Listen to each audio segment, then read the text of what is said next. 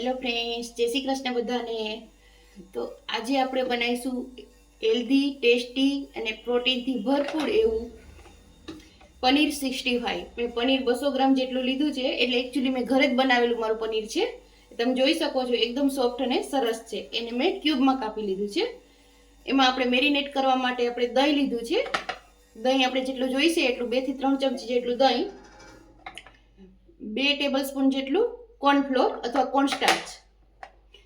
આમાં આપણે મેંદો લઈએ છીએ, પણ મેંદાની જગ્યાએ આપણે ચોખાનો લોટ પણ લઈ શકીએ. એટલે 1/4 કપ જેટલો મેં ચોખાનો લોટ લીધો છે. આમાં ચોખાનો લોટ ના હોય આપણી પાસે તો આપણે મેંદો લેવાનો. અદરક ને લસણની પેસ્ટ છે, અને મરચાની આ રીતે સ્લાઇસમાં સમારેલા છે, અને 2-3 પત્તા લીમડાના છે. હવે આપણે એને મેરિનેટ કરીશું પનીરને. બાકી આપણા બધા રૂટીન મસાલા છે. પહેલા આપણું બધું પનીર છે એ આપણે એક બાઉલમાં લઈ લેશું.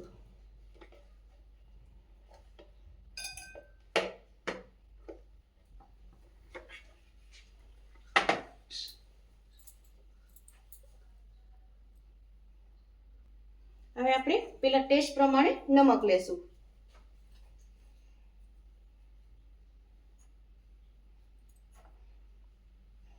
પછી એમાં ચોખાનો લોટ,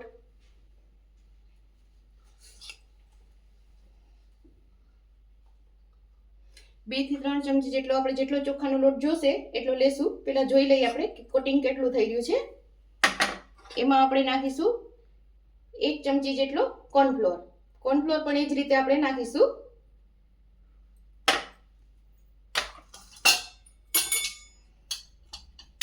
લાલ મરચું આપણે જેટલી તીખાશ જોઈતી હોય એટલી આપણે લેવાની છે.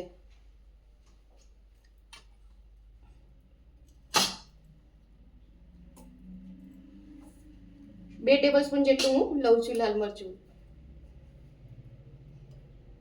અને 1 ટેબલસ્પૂન જેટલું ધાણા જીરું, પિંચ ઓફ હલ્દી,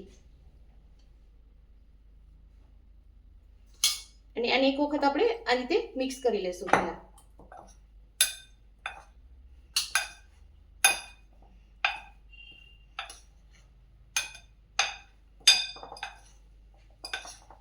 હવે એમાં આપણે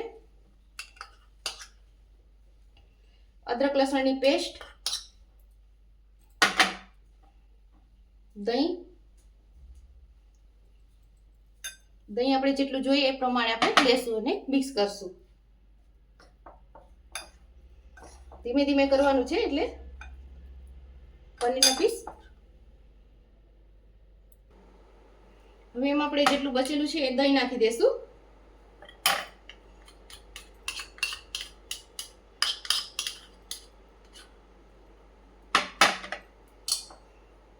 અને આને હલકા હાથે આપણે મિક્સ કરી લેશું. હવે એમાં આપણે થોડું કાશ્મીરી મિર્ચ નાખીશું, એટલે એનાથી કલર સારો આવશે.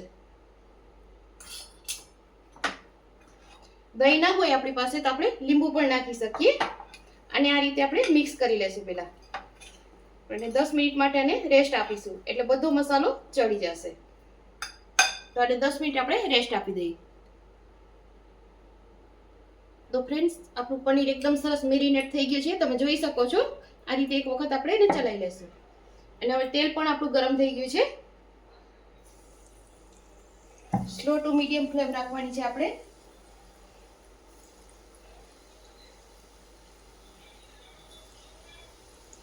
અને આપણે એકદમ ક્રિસ્પી કરીશું.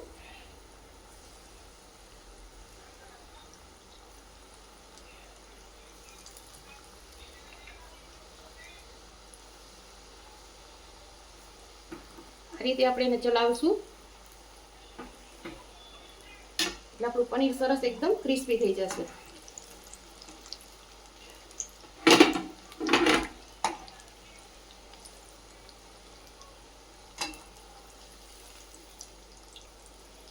આ એકદમ રેસ્ટોરન્ટ સ્ટાઇલ જ થશે આપણું પનીર 65.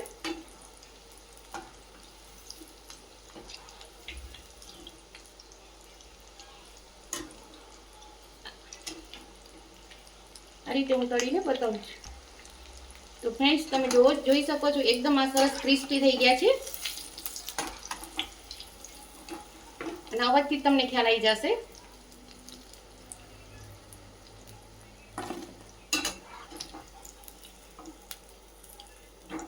આપણે કોટિંગ કર્યું છે એના લીધે આપણું તેલ લાલ થઈ ગયું છે. તમે જોઈ શકો છો એકદમ કડક અવાજ આવે છે. જો આ બીજા આપણે આગળ તળી લઈએ.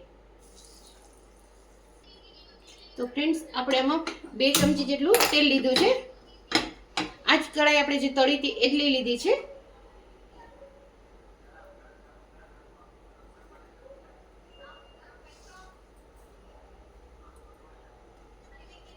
પનીર 65 રેસ્ટોરન્ટ સ્ટાઇલ છે એટલે આપણે આમાં કંઈ જ નહીં નાખીએ ફ્રેન્ડ્સ, કારણ કે આમાં સોસ ને એવું નાખશું તો ચાઇનીઝ ટચ આવી જશે. એટલે આપણે સિમ્પલ જ બનાવીશું, રેસ્ટોરન્ટ જેવું જ.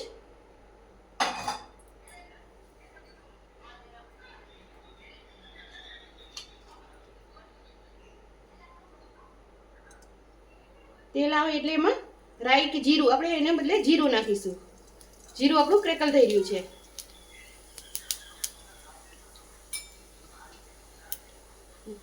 માં 5 ટીસ્પૂન જેટલી હિંગ,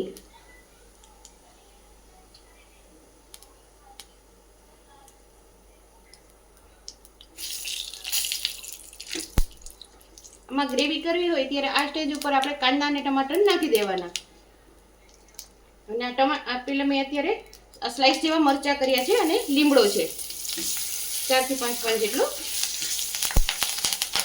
ગેસની ફ્લેમ સ્લો. અને હવે એમાં આપણે પનીર નાખી દઈશું.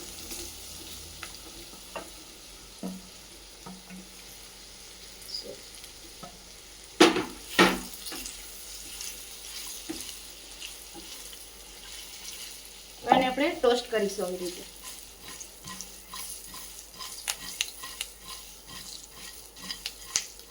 આ રીતે આપણે ટોસ્ટ કરીને પનીર આપણું એકદમ સરસ થઈ ગયું છે, ક્રિસ્પી છે.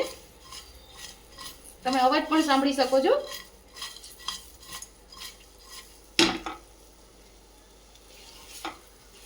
હવે આ સ્ટેજ ઉપર આપણે ચાખી લેવાનું કે નમક વગેરે બરાબર છે ને, તો ઉપરથી નમક વગેરે નાખી દેવાનું. અને આમાં ઉપરથી લીંબુ નાખવું હોય તો એ નાખી શકાય. આપણે દહીંનું કોટિંગ કર્યું છે એટલે નથી નાખતા. અને ફૂલ ફ્લેમ ઉપર 2 મિનિટ રહેવા દેશું.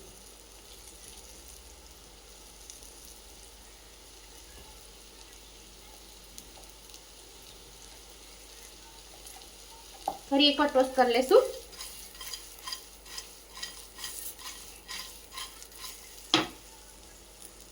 હવે ગેસ આપણે બંધ કરીશું અને એને સર્વિંગ કરીએ. તો ફ્રેન્ડ્સ તૈયાર છે આપણું મસ્ત મજાનું પનીર 65 રેસ્ટોરન્ટ સ્ટાઇલ. તમે જોઈ શકો છો ઉપરથી ક્રિસ્પી છે અને અંદરથી એકદમ સોફ્ટ છે. એકદમ ટેસ્ટી અને ચટપટું છે, ટેંગી ટેસ્ટ છે.